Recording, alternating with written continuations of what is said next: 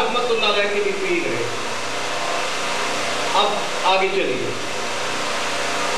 یہی بات علامہ جلال الدین سیوطی رحمت اللہ تعالیٰ علیہ، ان کے سامنے سوال آیا۔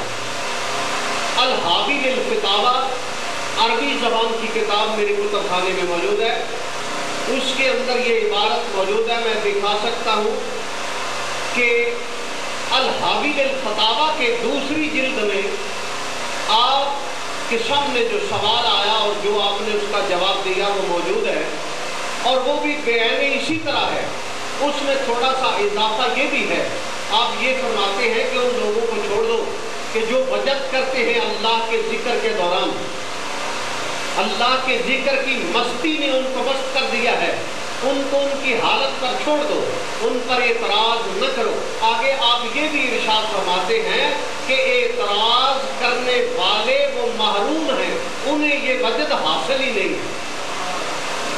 اور حضرت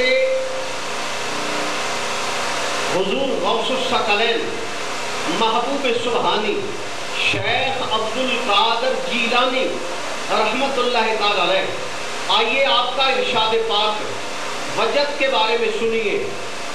آپ نے ارشاد فرمایا من لا وجد لہو لا حیات لہو، جسے وجد نہیں ملا اسے ابھی زندگی ہی نہیں ملی، یعنی روحانی زندگی کی ابھی اس کی ابتدا ہی نہیں ہوئی جس کو وجد نہیں ملا۔ عجیب بات ہے کہ اتنے عظیم اولیاء کرام کے ارشادات کی موجودگی میں صرف حسد کی بنا پر، صرف تعصب کی بنا پر، صرف عداوت کی بنا پر ایک حقیقت کا انکار کرنا بہت افسوس کا مقام ہے۔ آگے چلیے، حضور غوث اعظم شیخ عبد القادر جیلانی رحمت اللہ تعالی علیہ، آپ کی محفل کا کیا حال ہوتا تھا؟ نزہۃ الخاطر الفاطر، یہ کتاب کس کی ہے؟ ملا علی قاری رحمت اللہ تعالی علیہ، آپ کی کتاب ہے۔ حضرت ملا علی قاری رحمت اللہ علیہ اپنے وقت کے مجدد ہوئے ہیں، اور فقہ حنفی کے اندر بہت نام پایا ہے انہوں نے، اور مشکات شریف کی شرح مرقات یہ انہی کی لکھی ہوئی ہے۔ اس کے علاوہ درجنوں کتابیں انہوں نے فقہ کے موضوع پر لکھی ہے اور لوگ ان سے مستفید ہوتے ہیں۔ حضرت ملا علی قاری رحمت اللہ تعالی علیہ نزہۃ الخاطر الفاطر کے اندر حضور غوث اعظم شیخ عبد القادر جیلانی رحمت اللہ تعالی علیہ آپ کی محفل کا ذکر بیان فرماتے ہوئے ارشاد فرماتے ہیں کہ جب سرکار توجہ کیا کرتے تھے، آپ کی محفل کے اندر لوگوں پر عجیب وجد کی کیفیت طاری ہوتی تھی، اور لوگ اپنے گریبان چاک کر دیتے تھے، اپنی قمیصیں پھاڑ دیتے تھے، اور ہاؤ ہو کا شور برپا ہو جاتا تھا، اور کئی لوگ بے ہوش ہو جاتے تھے، اور کئی لوگ دیوانے ہو کر جنگلات کی طرف چلے جاتے تھے، اور کئی لوگوں پر اس حد تک وجد کی کیفیت طاری ہوتی تھی کہ وہ وجد کی تاب نہ لاتے ہوئے اللہ کے ذکر کے انوار کو برداشت نہ کرتے ہوئے فاصل حق ہو جاتے تھے۔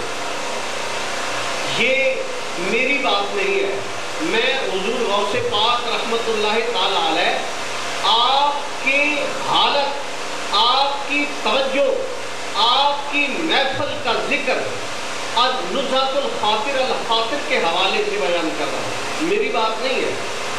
یہ کتاب بھی میرے کتب خانے میں موجود ہے، کوئی ماں کا لال حوالہ چیک کرنا چاہے تو بڑی خوشی سے کر سکتا ہے۔ آگے چلیے،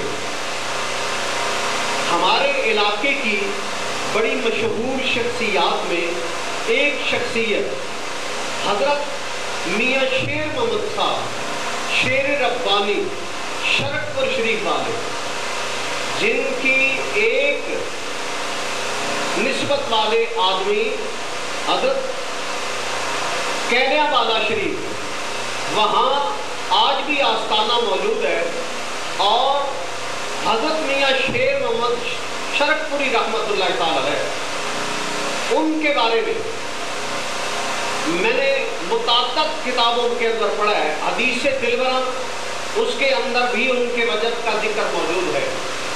اور اس کے علاوہ آپ کے سوانح کے اوپر جو لکھی گئی کتب ہیں ان کے اندر بھی یہ 2-4 کتابیں ان کی حالات زندگی پر لکھی جانے والی میری کتب خانے میں موجود ہیں.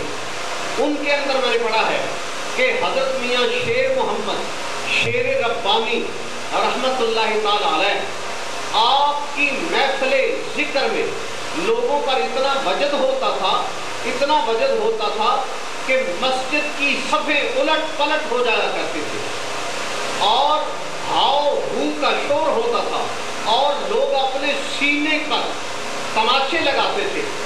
اور یہاں بھی حدیث دلبرہ کے اندر یہ ذکر موجود ہے کہ کئی دفعہ جب دیا الٹ جاتا تھا، پہلے زمانے میں سرسوں کا تیل مسجدوں میں جلا کرتا تھا اور لوگ مسجدوں کے اندر روشنی حاصل کرنے کے لیے سرسوں کے تیل کے دیے جلایا کرتے تھے.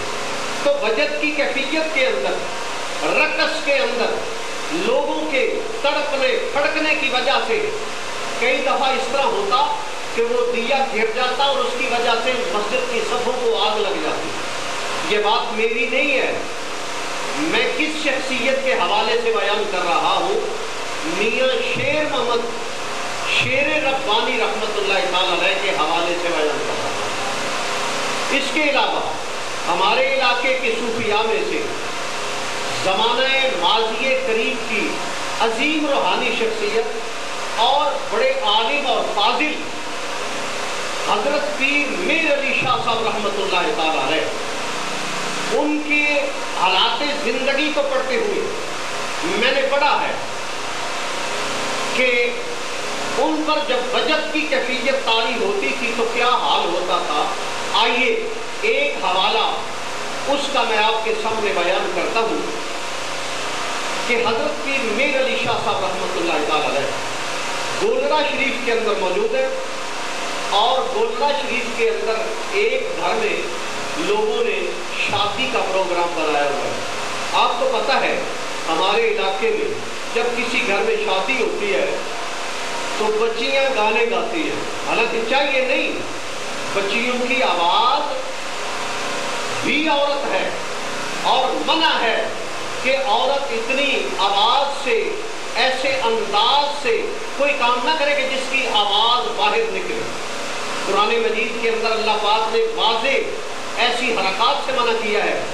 فرمایا وَلَا يَضْرِبْنَ بِأَرْجُلِهِنَّ کہ اپنے پاؤں کو اس طرح مار کر زمین پر نہ چلے کہ ان کے چلنے کی آواز پیدا ہو. ان کا بولنا، ان کا گانا یہ تو اور خطرناک ہے. عورت کے لیے تو یہ بھی اجازت نہیں کہ وہ زمین پر ایڑی مار مار کر چلے کہ اس کے چلنے کی آواز پیدا ہو. لیکن رواج ہے، ہم رواجوں کے پیچھے نہ اپنا دین دیکھتے ہیں نہ اپنا ایمان دیکھتے ہیں، بس رسم و رواج کے پیچھے مرتے ہیں. تو گولڑا شریف کے اندر شادی تھی اور بچیاں گا رہی تھی، گرمی کا موسم تھا. حضرت پیر میر علی شاہ صاحب رحمت اللہ تعالی علیہ آپ چھت پر رات کے وقت اللہ کے ذکر میں مشغول ہیں کہ ادھر سے بچیوں کے گانے کی آواز آ رہی ہے. یہ بات میری نہیں ہے، مت کوئی یہ سمجھے کہ میں یہ بات اپنی طرف سے بیان کر رہا ہوں.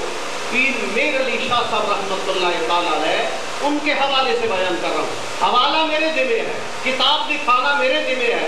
پیر میر علی شاہ صاحب رحمت اللہ علیہ کے حالات زندگی پر کتاب مشتمل آپ بھی پڑھ سکتے ہیں. اس کے اندر موجود ہے کہ بچیوں نے گانا گایا.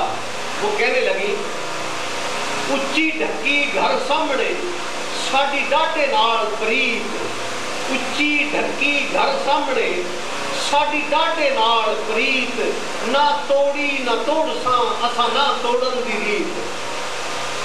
یہ بات، یہ آواز جب حضرت پیر میر علی شاہ صاحب رحمۃ اللہ علیہ کے کانوں میں پڑا تو آپ پر وجد کی کیفیت طاری ہوئی.